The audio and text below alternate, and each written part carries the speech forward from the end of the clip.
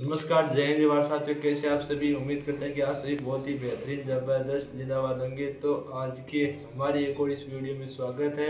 आज के इस वीडियो में हम बात करने वाले हैं कि एग्ज़ाम में क्या गलती आप करते हैं जिसके कारण आपकी उस गलती के कारण आपके 5 से 10 नंबर कम आते हैं। तो उस पूरी गलती के बारे में हम बात करने वाले हैं। तो आप क्या गलती एग्ज़ाम में करते हैं जिसके कारण आपके मुख्य रूप से पर्सन गलत हो जाता है और जिसके कारण आपके मार्क्स कम आते हैं और आपको कट ऑफ के अंदर या आप रैंक के अंतर्गत मुख्य रूप से बहुत नीचे के स्थान पर आ जाते हो, आप रैंक फर्स्ट पर नहीं आ पाते हो। उम्मीद है कि आप सभी बिल्कुल एकदम तैयारी के साथ अपने एग्जाम की तैयारी कर रहे होंगे। तो आज के हमारे इस वीडियो में हम बात करने वाले हैं कि आप जब एग्जाम देने जाते हैं, एग्जाम के पहले की बात मैं नहीं कर रहा हूँ, लेकिन एग्जाम में जाने से पहले आप क्या फट कर जाते हैं। जब एग्जाम हॉल में आप पहुँचते हैं तो क्या आपके दिमाग में चल रहा है, क्या आपको आंसर की दी गई है तो आप क्या कर रहे हैं उस आंसर की से, क्या नहीं कर रहे। तो हम बात करने वाले हैं आपको मुख्य चाहे आप 10th की बोर्ड की परीक्षा दे रहे होंगे, चाहे 12th की बोर्ड की परीक्षा दे रहे होंगे, चाहे आप कॉलेज एग्जाम की परीक्षा दे रहे होंगे, चाहे आप किसी कॉम्पिटिटिव एग्जाम की परीक्षा दे रहे होंगे, चाहे आप SSC एग्जाम की दे रहे होंगे, चाहे किसी भी आप दिल्ली पुलिस जो भी एग्जाम मुख्य से आप देने वाले होंगे, उन सभी के बारे में बात करने वाले हैं। तो सबसे पहले मैं बात करूंगा स्कूली शिक्षा के अंतर्गत क्या गलती मुख्य से स्टूडेंट करते हैं जिसके कारण उनके मार्क्स बहुत कम आते हैं और वो कट ऑफ में बहुत नीचे, यानी कि रैंक में, यानी इस क्लास में रैंक बहुत नीचे आ जाते हैं। टॉपर्स की बात करें तो हर क्लास में मुख्य से 5 से 10 टॉपर मुख्य से हर क्लास में माने जाते हैं। तो 5 टॉपर की बात करें तो मुख्य से 5 टॉपर की क्या रणनीति रहती है कि कौन फर्स्ट नंबर पर आता है, कौन सेकंड में आता है, कौन थर्ड पर आता है, कौन फोर्थ पर आता है। उन सभी की तैयारी तो बिल्कुल सेम रहती है, लेकिन उस एक स्टूडेंट के द्वारा एक अच्छी स्ट्रेटजी अपनाई जाती है जिसके कारण उसकी रैंक फर्स्ट आ जाती है, और एक उस स्टूडेंट की एक अच्छी रणनीति नहीं होती जिसके कारण उसकी रैंक 5 पर चली जाती है। तो 5 से लेकर 1 से लेकर 5 तक कि क्या बीच में रणनीति रहती है, क्या बीच में प्रोसेस रहती है, तो उसके बारे में बात करने वाले हैं। सबसे पहले जो टॉपर स्टूडेंट होता है, जो रैंक फर्स्ट पर आने वाला होता है, जो रैंक 5 पर आने वाला, उन दोनों के बारे में बात करने वाले हैं। तो रैंक फर्स्ट 5 पर आने वाला क्या करेगा? रैंक 5 पर आने वाला सबसे पहले पेपर जब मुख्य सर देंगे तो सबसे पहले वो पेपर के पढ़ेगा नहीं, बिल्कुल नहीं पढ़ेगा। वो पहले एक पर्सन आ रहा है उसको तो पहला कर देगा, दूसरा आ रहा है दूसरा कर देगा, वो बाद में उसको तीसरा नहीं आ रहा, फोर्थ चौथा भी नहीं आ रहा, यानी कि 5th नहीं है, 6th भी नहीं है, सीधा 8 कर दिया, सीधा 9th कर दिया, सीधा 10 कर दिया, सीधा 11 कर दिया।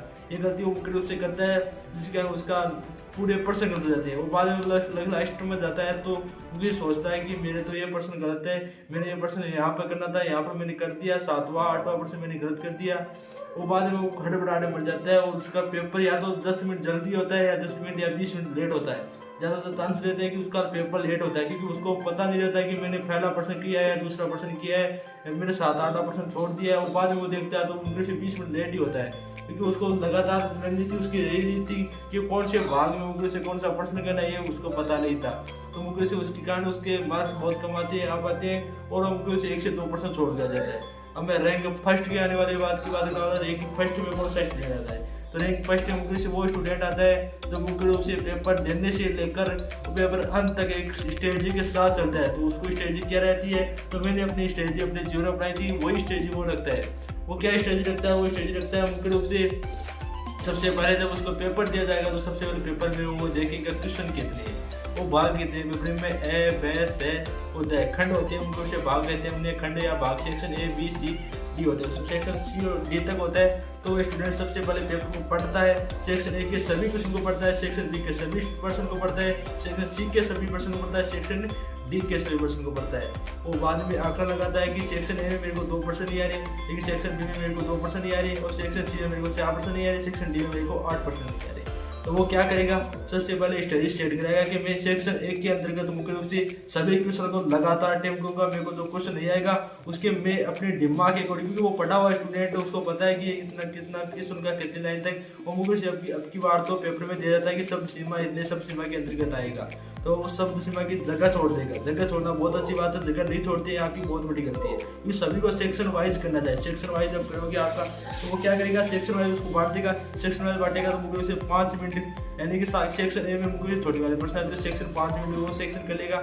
बी में थोड़े 2-3 लाइन की आती है तो उसको मैं आधी घंटा दे देगा, और सेक्शन सी में थोड़ा वो बड़ी आती है तो उसमें लोगों से 1.5 घंटा दे देगा, और लास्ट जो बड़े क्वेश्चन आती है उसमें 1.5 घंटा दे देगा। इसके बाद वो लगभग 3 घंटे में मुझे पूरा पेपर एकदम पहले बांटेगा, और बाद में उसके अकॉर्डिंग, यानी पहले 1 घंटा का डंका लगता है, बाद 2 घंटे का डंका लगता है, 3 घंटे का डंका लगता है। तो तीनों के अकॉर्डिंग चलता है कि सेक्शन पहला, यानी डंका लगने से पहले सेक्शन ए और बी का लगभग आधा मेरे को मेंटेन करना है, जिसके बाद सेक्शन बी स्टार्ट हो जाएगा। बी स्टार्ट होने के बाद सी स्टार्ट कर देगा। तो सेकंड रैंक के साथ इसका ऊपर पेपर करता है, उसका एक क्वेश्चन गलती होता है और वो सभी क्वेश्चन सेक्शन वाइज करता है, उसका रैंक फर्स्ट आ जाती है, लेकिन रैंक 5 उसकी जिसका आती है। तो उम्मीद करते हैं कि आपको बिल्कुल सही प्रोसेस समझ आ जाएगी। तो आपको क्या करना है, आपको कुछ नहीं करना है। आपको सबसे पहले जब भी एग्जाम देने बैठो, सबसे पहले आपको पूरे पेपर को पढ़ना है। सबसे पहले बात सब फर्स्ट स्टेप बता रहा हूँ, सबसे पहले पेपर को पढ़ना, बाद में कुछ सेक्शन देखना, उसमें सेक्शन कितने हैं, वो किस प्रकार करना है। हमारा सेक्शन सी के अंदर मुख्य रूप से आपको जो भी बड़े क्वेश्चन है उसके अकॉर्डिंग कितने डब्बों में कितने लाइन में करना है वो देखना है। और सेक्शन डी के क्वेश्चन कितने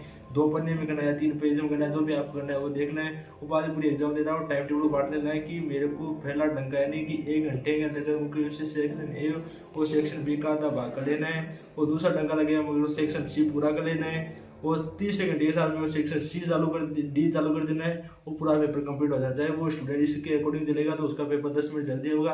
वो बिल्कुल एकदम एक बार रीचेक कर लेगा, यानी पूरे पर्सन एक बार रीचेक कर लेगा। तो उम्मीद करते हैं कि आपको बिल्कुल सही स्टेज लगी होगी। तो उम्मीद करते हैं वीडियो आपको बहुत पसंद आएगा। तो मिलते हैं एक अच्छी वीडियो में। आगे हम बात करें तो कंप्यूटर एग्जाम की भी बात कर लेते हैं, वीडियो आगे बढ़ाते हैं थोड़ा सा। कंप्यूटर एग्जाम के बारे में हमने बात नहीं की।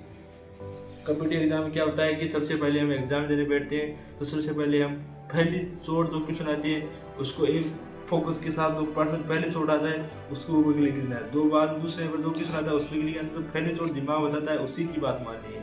वो बाद में अंत तक जाती है तो जो पहली बार दिमाग बता रहा है उसी की बात मानी। दोबारा जो दिमाग आता है ना इसमें ए नहीं बी होगा, तो बी की नहीं एक को माना था, एक इतना कि तो एक को माना है। ऐसे मेरे साथ बहुत बार आया है, क्योंकि 2 से 3 एग्जाम मैंने जब दी थी उसमें मुख्य रूप से पहले मैंने सी कर दिया था, लेकिन उसमें भी सी कर दिया था, लेकिन 2-3% मैंने सही कर दिए थे। लेकिन लास्ट टाइम मुख्य से 5 मिनट मैंने उसमें सी की जगह बी कर दिया और पूरा क्वेश्चन गलत होगा, एग्जाम में पास नहीं हो पाया। तो उम्मीद करते हैं कि आपको बिल्कुल जो पहली चोट दिमाग कहता है उसी की बात माननी है। और पेपर का आपको पहले मॉक टेस्ट के माध्यम से बहुत अच्छी प्रैक्टिस होती है, आपको ज़्यादा बताने की जरूरत नहीं होती है क्योंकि आप समझदार बच्चे होते हैं।